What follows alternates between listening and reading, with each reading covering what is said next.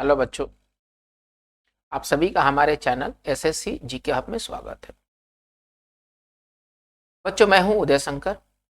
आज के इस वीडियो सेशन में हम लोग भारत के प्रधानमंत्री से रिलेटेड कुछ बहुत इंपॉर्टेंट बातों को देखेंगे। इसके पिछले वाले वीडियो सेशन में हम लोगों ने भारत के राष्ट्रपति से जुड़े हुए तमाम इंपॉर्टेंट हम लोगों ने चीजों को देखा था, जो कि एग्जामिनेशन दृष्टिकोण से काफी इंपॉर्टेंट है।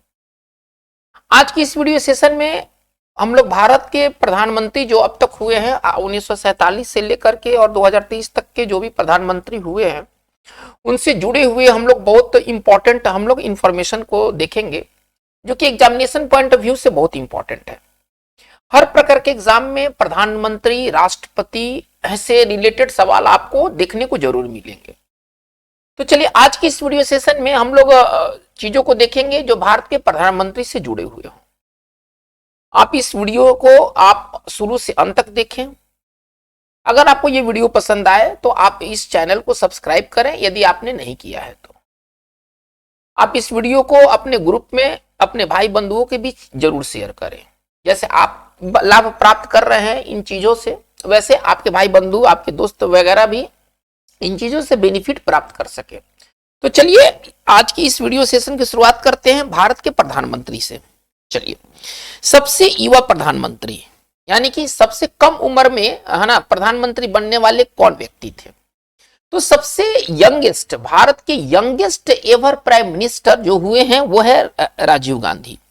जब राजीव गांधी जब प्रधानमंत्री बने थे तब इनका उम्र था 40 वर्ष, है ना। तब इनका उम्र 40 वर्ष की उम्र में ये मतलब कि ये प्रधानमंत्री बने थे। राजीव गांधी पेशे से ना पायलट थे, है ना। राजीव गांधी बहुत इंपॉर्टेंट यहाँ सूचना है कि राजीव गांधी पेशे से क्या थे, प्रधानमंत्री बनने से पहले वो क्या थे। तो प्रधानमंत्री बनने से पहले वो उनका जो पेशा था वो पायलट का पेशा था, यानी कि वो एक पायलट प्रधानमंत्री थे। पहले पायलट थे, बाद में प्रधानमंत्री हुए हैं। चलिए, इसके विपरीत, इसके उलट सबसे वृद्ध प्रधानमंत्री अर्थात सबसे ज्यादा उम्र में प्रधानमंत्री बनने का रिकॉर्ड किसके पास है? तो वह है मोरारजी देसाई। मोरारजी देसाई जब प्रधानमंत्री बने थे तब उनका उम्र था 21, है ना। उनका जो उम्र था, यहाँ पर वर्ष होना चाहिए, ठीक है ना, 40 वर्ष। तो उनका जो उम्र था ना, राजीव गांधी का उम्र था 40 वर्ष, वहीं पर मोरारजी देसाई 81 वर्ष के अवस्था में ये प्रधानमंत्री पद को संभाले थे। चलिए, सबसे कम समय के लिए प्रधानमंत्री पद पर कौन से आसीन थे? सबसे कम किसका समय रहा है प्रधानमंत्री पद के लिए, या सबसे कहें कि सबसे शॉर्टेस्ट टेन्योर किसका रहा है प्रधानमंत्री पद के लिए? तो चरण सिंह, है ना। हालांकि उनका टाइटल था चौधरी चरण सिंह, पूरा नाम था उनका चौधरी चरण सिंह। चौधरी चरण सिंह सबसे कम समय के लिए प्रधानमंत्री बने थे, ठीक है ना। चलिए हम आते हैं आगे, सबसे लंबे समय तक के प्रधानमंत्री पद पर आसीन व्यक्ति। जहां पर चौधरी चरण सिंह सबसे छोटे समय के लिए प्रधानमंत्री बने थे, वहीं पर सबसे लंबे समय तक प्रधानमंत्री के पद पर रहने वाले जवाहरलाल नेहरू थे।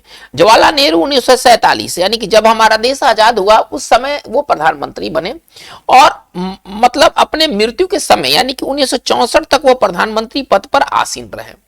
इस प्रकार से देखा जाए तो लगभग 16 वर्ष, आप ऐसे समझिए 16 वर्ष 286 दिन ये प्रधानमंत्री के पद पर आसीन रहे थे। 16 वर्ष 286 दिन का इनका पूरा कार्यकाल का समय था। जवाहरलाल नेहरू 47 से लेकर 64 तक ये प्रधानमंत्री पद पर ही आसीन थे। चलिए, 2 बार कार्यवाहक प्रधानमंत्री बनने वाले व्यक्ति, एकमात्र ऐसे व्यक्ति हुए हैं जो 2 बार कार्यवाहक प्रधानमंत्री का इन्होंने पद संभाला है। नाम है उनका गुलजारीलाल नंदा। जब पहली बार जब जवाहरलाल नेहरू का जब देहांत हो गया, असमय मतलब अचानक जब देहांत हो गया, तब इन्होंने कार्यवाहक प्रधानमंत्री का पद संभाला पहला बार। दूसरी बार लाल बहादुर शास्त्री के निधन के पश्चात, जब लाल बहादुर शास्त्री का अचानक जब निधन हो गया तो उनके मृत्यु के पश्चात गुलजारीलाल नंदा कार्यवाहक प्रधानमंत्री का इन्होंने पद संभाला। तो बहुत इंपॉर्टेंट बात है कि केवल एकमात्र ऐसे प्रधानमंत्री मतलब एकमात्र ऐसे व्यक्ति हुए हैं जो 2 बार के ये कार्यवाहक प्रधानमंत्री का पद संभाल चुके हैं। हालांकि प्रधानमंत्री के कैटेगरी में नहीं आते हैं। अगर प्रधानमंत्री का एक चार्ट देखा जाए तो इनका स्थान आपको दिखाई नहीं, कार्यवाहक को ना रियल नहीं माना जाता है। चलिए, राज्यसभा के सदस्य के रूप में प्रधानमंत्री बनने वाला प्रथम व्यक्ति, प्रथम शख्सियत, first personality from Rajya Sabha to become the prime minister of India है ना, and she was Indira Gandhi, है ना। और इंदिरा गांधी प्रथम ऐसी महिला थी या प्रथम ऐसे व्यक्ति पर्सन के रूप में देखते हैं जो कि राज्यसभा से वो नामित हुई थी, राज्यसभा से वो चुनी गई थी प्रधानमंत्री के पद पर। अमूमन ये देखा जाता है कि लोकसभा के जो सदस्य होते हैं वही प्रधानमंत्री आमतौर पर वो बनते हैं, ठीक है ना। लेकिन हमारे प्रधानमंत्री के अगर चार्ट अगर आप देखिएगा तो इसमें कुछ प्रधानमंत्री राज्यसभा से भी बिलोंग करते हैं, जैसे कि हमारे मनमोहन सिंह को राज्यसभा से चुना गया था, ठीक है। चलिए, राज्यसभा के सदस्य के रूप में प्रधानमंत्री बनने वाले और कितने लोग हैं? एक तो इंदिरा गांधी जो कि हम लोग देख रहे हैं, दूसरा एसडी देवगौड़ा, ठीक है ना, देवगौड़ा जो थे वो राज्यसभा से चुने गए थे। इंद्र कुमार गुजराल, ठीक है ना, ये राज्यसभा से थे। और मनमोहन सिंह भी ये जो थे वो राज्यसभा से चुने गए थे, ये लोकसभा। जबकि मिस्टर मोदी क्या है, मिस्टर मोदी वो बनारस से चुनाव लड़े, वो राज्यसभा के वो लोकसभा के सदस्य के रूप में उन्होंने शपथ लिया और लोकसभा के सदस्य के रूप में वो प्रधानमंत्री के रूप में वो आसीन हुए पद पर। ज्यादातर प्रधानमंत्री लोकसभा से बिलोंग करते हैं। हाँ, हालांकि ये जो आपको दिखाई दे रहा है इंदिरा गांधी, देवगौड़ा, इंद्र कुमार गुजराल और मनमोहन सिंह, ये सभी के सभी राज्यसभा से बिलोंग करते थे। चलिए, प्रधानमंत्री जिनकी मृत्यु पद पर रहते हुए हुई, यानी कि पद, है ना, डाई इन हार्नेस, इसको है ना इडियम एक है, पढ़ना है आप लोगों को, है ना, इंग्लिश पढ़िएगा तो उसमें एक मिलेगा डाई इन हार्नेस, यानी कि इसका मतलब होता है कि जॉब करते हुए मृत्यु को प्राप्त कर लेना। तो इनके डाई हार्नेस वाले जो प्रधानमंत्री कौन कौन हुए भाई? जवाहरलाल नेहरू, जैसे अभी बात हुआ है, लाल बहादुर शास्त्री जिसके पश्चात कार्यवाहक प्रधानमंत्री के तौर पर गुलजारी नंदा ने सेवा दिया था, और इसके बाद इंदिरा गांधी का हत्या हो गया था। तो ये तीन प्रधानमंत्री अब तक हुए, है ना, जिनका कार्यकाल के दौरान ही उनकी मृत्यु हो गई थी। चलिए, पॉइंट नंबर हम लोग आते हैं 9 में। पाकिस्तान के सर्वोच्च नागरिक सम्मान, निशाने पाकिस्तान से सम्मानित प्रधानमंत्री, वो प्रधानमंत्री जिनको पाकिस्तान का सबसे बड़ा सिविलियन अवार्ड दिया गया था, निशाने पाकिस्तान, वो थे मोरारजी देसाई, ठीक है ना। मोरारजी देसाई को भारत रत्न भी मिला है, ठीक है ना, ये मोरारजी देसाई भारत रत्न प्राप्त करता भी है, आप ऐसे समझ लीजिए। लेकिन इसके अलावा इनको निशाने पाकिस्तान से भी ये अवार्डेड हो चुके हैं। चलिए, पॉइंट नंबर 10 में आते हैं। कह रहे कि वे प्रधानमंत्री जो पूर्व में किसी राज्य के मुख्यमंत्री रह चुके थे, यानी कि ये प्रधानमंत्री बनने से पहले राज्य के मुख्यमंत्री के पद पर आसीन कौन कौन ऐसे प्रधानमंत्री हैं जो प्रधानमंत्री पद पर जाने से पहले वो किसी राज्य के मुख्यमंत्री बन चुके थे? तो चलिए, मोरारजी देसाई, ठीक है, जो कि गुजरात से बिलोंग करते थे। चौधरी चरण सिंह जो यूपी से बिलोंग करते थे। वीपी सिंह, एसडी देवगौड़ा कर्नाटका से बिलोंग करते थे। नरसिम्हा राव आंध्र प्रदेश के मुख्यमंत्री थे। और नरेंद्र मोदी जो कि गुजरात के ये मुख्यमंत्री रह चुके हैं। यानी कि ये इतने प्रधानमंत्री हैं जो कि इस पद पर आने से पहले, प्रधानमंत्री के पद पर आने से पहले ये किसी राज्य के मुख्यमंत्री भी रह चुके थे। चलिए, आगे बढ़ते हैं पॉइंट नंबर 11 में। चलिए, वे प्रधानमंत्री जो पूर्व में उप प्रधानमंत्री रह चुके थे, यानी कि प्रधानमंत्री तो बाद में बने, पहले ये उप प्रधानमंत्री भी रह चुके हैं। तो ऐसे प्रधानमंत्री में है मोरारजी देसाई और चौधरी चरण सिंह, ठीक है ना। मोरारजी देसाई और चौधरी चरण सिंह ये दो ऐसे व्यक्ति हैं जो कि प्रधानमंत्री बनने से पहले ये उप प्रधानमंत्री का भी पद पर ये आसीन हो चुके थे। चलिए, आगे बढ़ते। वे प्रधानमंत्री जो पूर्व में भारत के विदेश मंत्री रह चुके थे, फॉरेन मिनिस्टर ऑफ इंडिया, ठीक है ना। तो ऐसे जो प्रधानमंत्री कौन कौन प्रधानमंत्री हुए भाई, जो विदेश मंत्रालय को भी उन्होंने संभाला है? तो अटल बिहारी वाजपेयी और इंद्र कुमार गुजराल, ये प्रधानमंत्री बनने से पहले ये विदेश मंत्री भी रह चुके थे। चलिए, वे प्रधानमंत्री जो पूर्व में वित्त मंत्री रह चुके थे, यानी कि प्रधानमंत्री बनने से पहले वित्त मंत्री भी रह चुके थे, तो मोरारजी देसाई, वीपी सिंह और मनमोहन सिंह। इसमें मनमोहन सिंह सबसे उल्लेखनीय इसलिए है क्योंकि मनमोहन सिंह वित्त मंत्री रहते हुए देश की अर्थव्यवस्था को इन्होंने पटरी पर लाया था। देश की अर्थव्यवस्था उस समय काफी नाजुक हालात से गुजर रही थी जब मनमोहन सिंह वित्त मंत्री बने थे नरसिम्हा राव के सरकार में। फिर मनमोहन सिंह ने काफी काया पलट किया अपने फट लगा करके, है ना, और इसके बाद फिर भारत एक सुपर पावर बना इकोनॉमी में। चलिए, तो ये पॉइंट नंबर 13 हुआ। पॉइंट नंबर 14 में आते हैं। वे प्रधानमंत्री जो प्रधानमंत्री बनने से पूर्व किसी संवैधानिक पद पर नहीं थे, यानी कि ना तो वो मुख्यमंत्री थे, ना तो वो उप प्रधानमंत्री थे, ना तो वो विदेश मंत्री थे, किसी पद पर वो आसीन नहीं थे प्रधानमंत्री बनने के समय। तो राजीव गांधी और चंद्रशेखर, जैसे कि मैंने कहा कि राजीव गांधी तो पायलट थे, ठीक है ना, और चंद्रशेखर कुछ भी नहीं थे। तो ये डायरेक्ट सीधे सीधे यूं कहें कि ये डायरेक्ट कुछ नहीं होते हुए सीधे प्रधानमंत्री बन गए थे। ठीक है, चलिए नंबर आते हैं 15 में। पॉइंट नंबर 15 क्या कहता है कि प्रधानमंत्री बनते समय किसी सदन का सदस्य नहीं बनने रहने वाला व्यक्ति किसी सदन का सदस्य नहीं था, ना तो वो लोकसभा का था ना तो राज्यसभा का था। ऐसा भाई कौन प्रधानमंत्री था जो कि प्रधानमंत्री बनने के समय किसी भी सदन का सदस्य नहीं था? वो थे पीवी नरसिम्हा राव। पीवी नरसिम्हा राव है ना, प्रधानमंत्री बनते समय किसी भी सदन के सदस्य वो नहीं थे। चलिए, गैर हिंदी भाषी क्षेत्र नॉन हिंदी बेल्ट जिसको आप इंग्लिश में कहते हैं से चुने जाने वाला प्रथम प्रधानमंत्री। अब तक जितने भी प्रधानमंत्री चुने गए थे वो सारे हिंदी बेल्ट से आते थे। कोई यूपी से आता था, तो यूपी से तो 8, यूपी ने 8 है ना प्रधानमंत्रियों को दिया है। ऐसे समझिए यूपी का एक बहुत बड़ा कंट्रीब्यूशन है देश के प्रधानमंत्री को देने में। तो गैर हिंदी भाषी क्षेत्र से चुने जाने वाला प्रथम प्रधानमंत्री पीवी नरसिम्हा राव थे। ठीक है ना, चलिए वो आंध्र प्रदेश से चुने गए थे। चलिए, एकमात्र प्रधानमंत्री जिन्होंने लोकसभा का सामना नहीं किया है वो है चौधरी चरण सिंह। क्योंकि चौधरी चरण सिंह का कार्यकाल बहुत ही छोटा, लगभग 1 साल, मतलब हार्डली 1 साल था, और इन्होंने कभी है ना वो क्या कहते हैं कि लोकसभा का सामना नहीं किया था। चलिए, अब हम आगे के सेक्शन में देखेंगे कि प्रधानमंत्री का क्रम क्या है। ये बहुत इंपॉर्टेंट है, ये समझिए कि सुपर भी आई है, कई बार परीक्षा में दे दिया गया है कि इसके बाद कौन कौन प्रधानमंत्री बने। प्रधानमंत्री का सीक्वेंस दिमाग में रखना है। जैसे कि मैंने प्रेसिडेंट वाले वीडियो में भी कहा था कि प्रेसिडेंट का सीक्वेंस आपको दिमाग में रखना है। अक्सर यह देता है कि कौन सा सीक्वेंस गलत है, कौन सा सीक्वेंस सही है। तो चलिए, जवाहरलाल नेहरू सबसे पहले ये प्रधानमंत्री हुए थे 1947 में, जब देश आजाद हुआ तो 1947 में। हालांकि अंतरिम सरकार में भी अगर आप हिस्ट्री पढ़ेंगे तो जो प्रोविजनल जो गवर्नमेंट आया था उसमें भी जवाहरलाल नेहरू प्रधानमंत्री बने थे। तो प्रधानमंत्री का बने 1947 से लेकर 64 तक तो ये प्रधानमंत्री के पद पर काबिज थे। इसके बाद लाल बहादुर शास्त्री आए। लाल बहादुर शास्त्री का अकस्मात इनका रूस में इनका देहांत हो गया था। चलिए, इसके बाद इंदिरा गांधी आई। इंदिरा गांधी के बाद मोरारजी देसाई आए।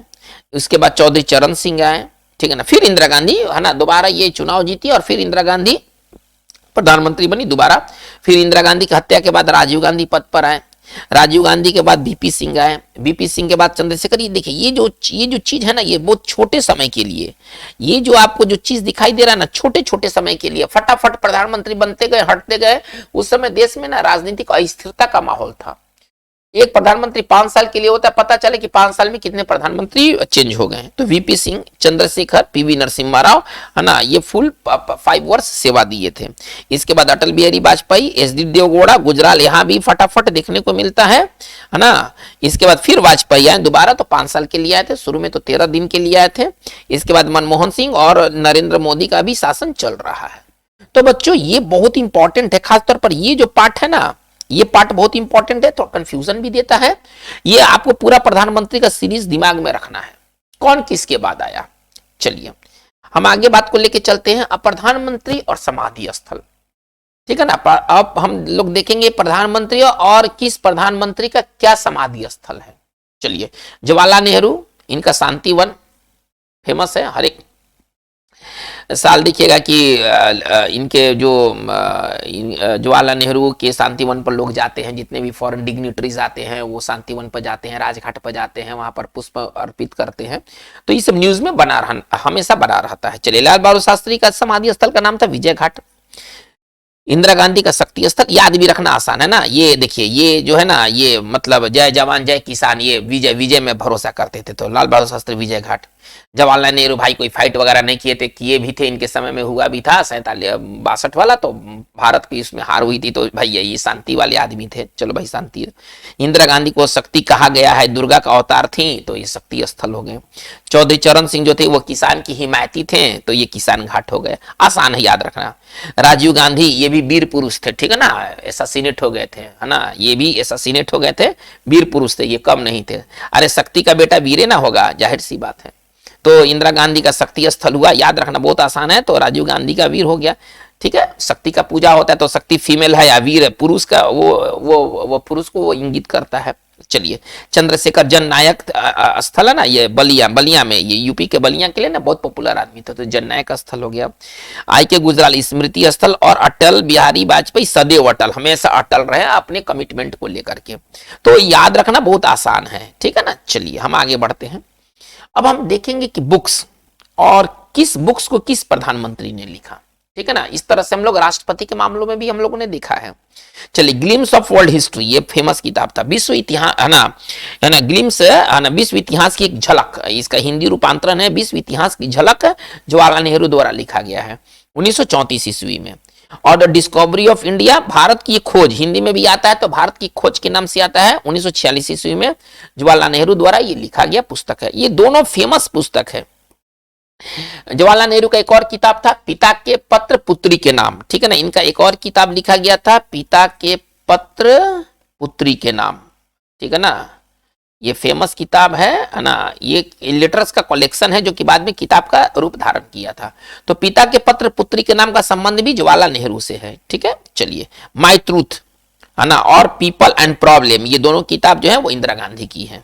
चलिए आगे देखते हैं, the story of my life, ठीक है ना, नेचर केयर और मिरेकल्स ऑफ यूरिन थेरेपी, है ना। ये जो तीनों किताब है ये मोरारजी देसाई के हैं, है ना, ठीक है। चलिए, एबोलिशन ऑफ जमींदारी, है ना, जमींदारी किसान से जुड़े हुए तो जमींदारी शब्द लाजमी है इनकी किताबों में, इस तरह का बात मिलना, चरण सिंह, ठीक है ना।